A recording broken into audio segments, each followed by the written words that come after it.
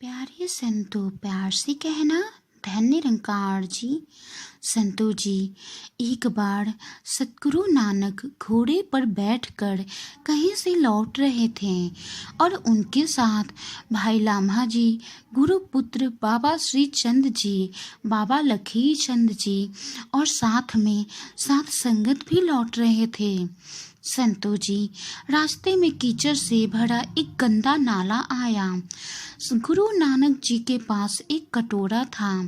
गुरु नानक जी ने वो कटोरा पुल पार करते समय उस गंदे नाले में फेंक दिया और सबको ऐसा लगा जैसे ये कटोरा गुरु नानक जी से अलग होकर उस गंदे नाले में जा गिरा हो। संतो जी, गुरु नानक जी ने कहा, कोई आगे जाकर ये कटोरा इस नाले से निकाल लाओ। पर संतो जी, कोई आगे नहीं बढ़ा। महापुरुषों, गुरु जी ने अपने पुत्र बाबा श्री चंद जी को कटोरा निकालने के लिए कहा। बाबा श्री चंद जी ने कहा, पिताजी, आप जैसे दिव्य आत्मा को कटोरे से इतना मोह नहीं होना चाहिए। आप चाहें तो हम आपको दूसरा कटोरा लाकर दे देते हैं। महापुरुषों, बाबा लक्ष्मी चंद जी के भी यही विचार थे। एक साधारण से कटोरे के खातिर एक गंदे नाली में कूदना सबको बेवकूफ़ी लग रही थी। महापुरुषों, गुरु नानक जी ने कहा, लेकिन वो कटोरा मुझे बहुत ही प्रिय है, बहुत ही प्यारा है। और इतना कहकर गुरु जी भाई लाम्हा जी की तरफ देखने लगे। महापुरुषों, भाई लाम्हा जी ने ये सुना कि ये कटोरा मेरे गुरु को बहुत ही प्रिय है, बहुत ही प्यारा है।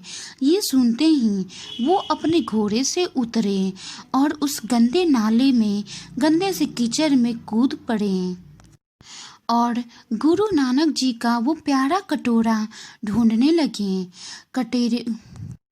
कटोरा मिलने के बाद कटोरे को अच्छी तरह से धोकर साफ करके गुरु चरणों में पेश किया।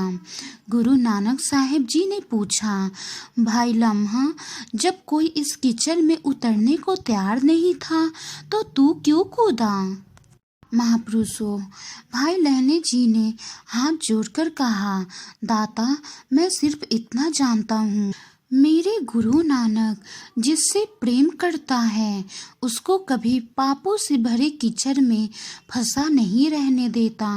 वो अपनी कुदरत को हुक्म देकर उस प्यारे वस्तु को उस नरक से निकालकर उसे अपने लायक बना देता है। दाता, मैंने कुछ नहीं किया, जो कुछ करवाया है आपने करवाया है। महापुरुषों, ऐसा विचार सुनकर गुरु नानक साहिब जी ने भाई लहने को अपने दिल से लगा लिया और बोले, भाई लहने, कोई मन में आस है तो बोल। भाई लहने ने कहा, हे दाता, इस कटोरे की तरह मुझे भी आपका इतना प्यार मिले कि अवगुणों से भरा मैं पापी आपका प्यारा बन सकूं। गुरु नानक साहिब जी बोले, भाई लहना, आप मुझे बहुत ही प्यारे हो।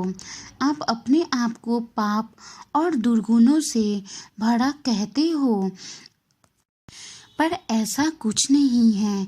सच तो यही है, आप तो सेवा सिमरन की ऐसी गंगा हो जिसमें पाप और दुर्गुण कभी ठहर ही नहीं सकते हैं।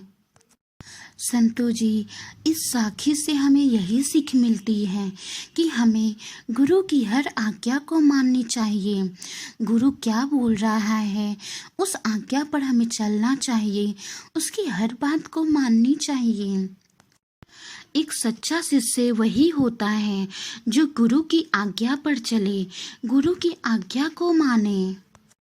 एक सच्चा गुरु सिख गुरुमत पर ही चलता है। गुरु मत पर ही चलने वाला गुरु का प्यारा होता है। मन मत पर चलने वाला संसार के भ्रमों में डूबता जाता है। संतु जी, गुरु की तरफ से अगर कोई आज्ञा आई है तो हमें बिना किंतु परंतु किए उस आज्ञा को मानना है, वो सेवा करनी है। क्योंकि गुरु की सेवा तो जो सौभाग्यशाली होते हैं उन्हीं को मिलती है। संतु जी, कहने के लिए तो सेवा दो शब्द के ही हैं, लेकिन इसे समर्पण भाव से निभा पाना बहुत ही कठिन है।